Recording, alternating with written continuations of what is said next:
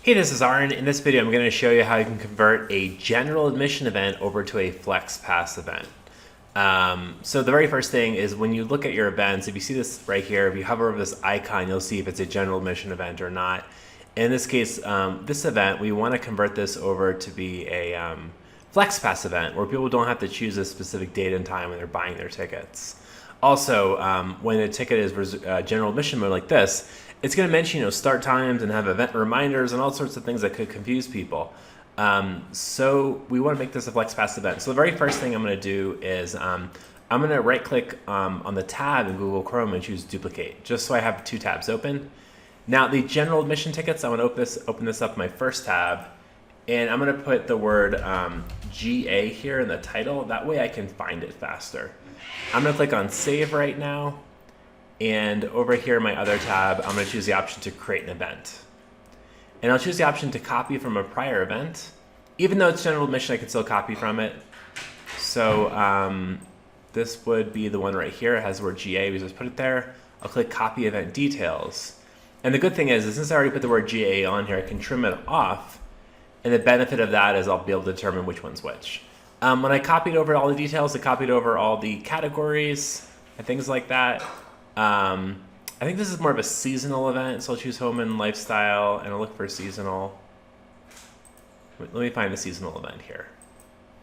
Here we go. So I have season on the list. I'll go ahead and click on it, seasonal and holiday, and I will choose fall events. Awesome. And this just helps Google find the event a little bit better.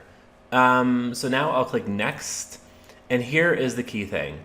It is no longer going to be a general admission event. It'll be a flex pass event. So over here, I'm going to choose the flex pass option. And now I'm going to manually create all of these ticket types. Now, if there's only 2 or 3, I'll just manually paste them in. But if you had a lot of them, you can use this option here to copy from a prior event that's also FlexPass. But for now, let me just copy and paste them in. All right, so here's our old event with a time, which is going to be incorrect. I will copy these one at a time here and paste them in just like this. And luckily there's only 2. One's $20 and one's $35. 20 and 35. Before I leave this page, let me see if they have any kind of subtitle. No, we call it a subtitle or ticket description. It's completely off. And this one doesn't have it as well. But the key thing here, I'm noticing they're selling up to 100 tickets in one order for both of these. So over here, I'll make that the same. So I'll make it maximum, let's do 99. And then over here, I'll make a maximum of 99 as well. Now you definitely want to use the subtitle description to kind of mention what the season pass is good for, like unlimited uses. That would really go right here in the ticket description, but we can do that later. We now offer the ability to do HTML or rich text in the description. So if you want to have like lists of or bullet points and all that kind of stuff, you can totally do that. And the default is to pass over the fees to the buyer. And if you want the ticket to be scanned more than one time, you definitely want to use that. So over here, the season pass, if it can be scanned more than one time, I'll go ahead and put a big number over here, like 99 times. Often people do season tickets that are cheaper on weekdays and more expensive on weekends. If you do that, we can show you how to do that as well. Just let us know. We'll do an onboarding demo with you and cover that. The key thing, though, is if the tickets are more expensive on the weekends, you pretty much want to allow them to scan it on any day. But if they got the cheaper tickets only valid, Monday through Wednesday or something, those are the ones you want to limit so they cannot use them on weekends because they're more expensive. So at this point, we are good to go. I will click on done. And now this event is created.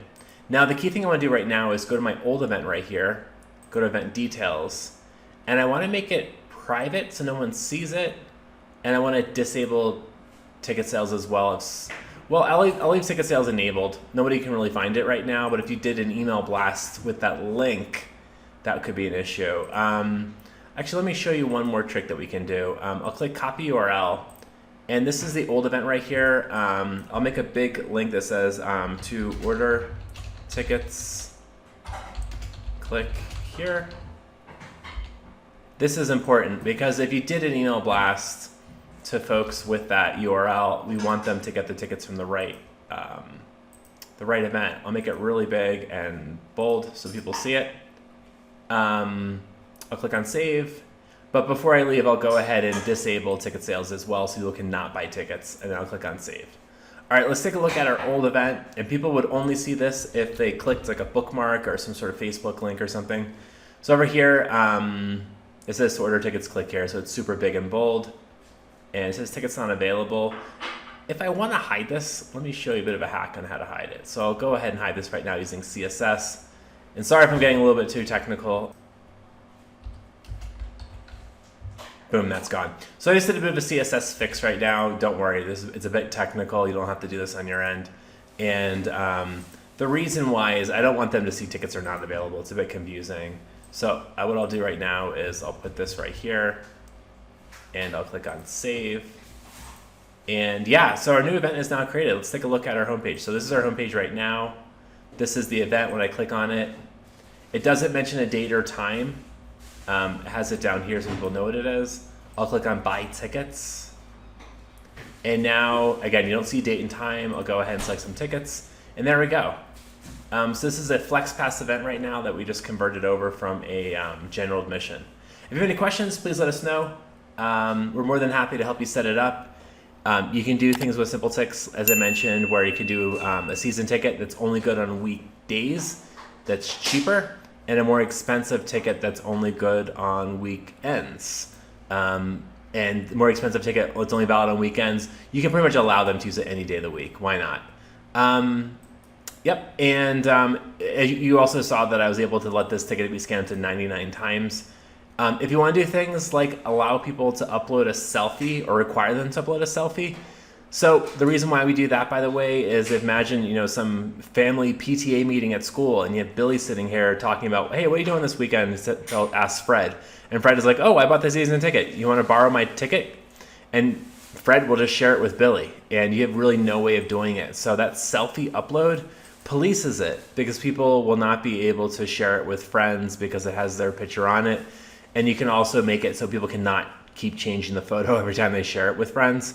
Again, that sounds really interesting to you. Schedule a meeting with us and we'll show you how to do it. Thanks a lot and have a great weekend.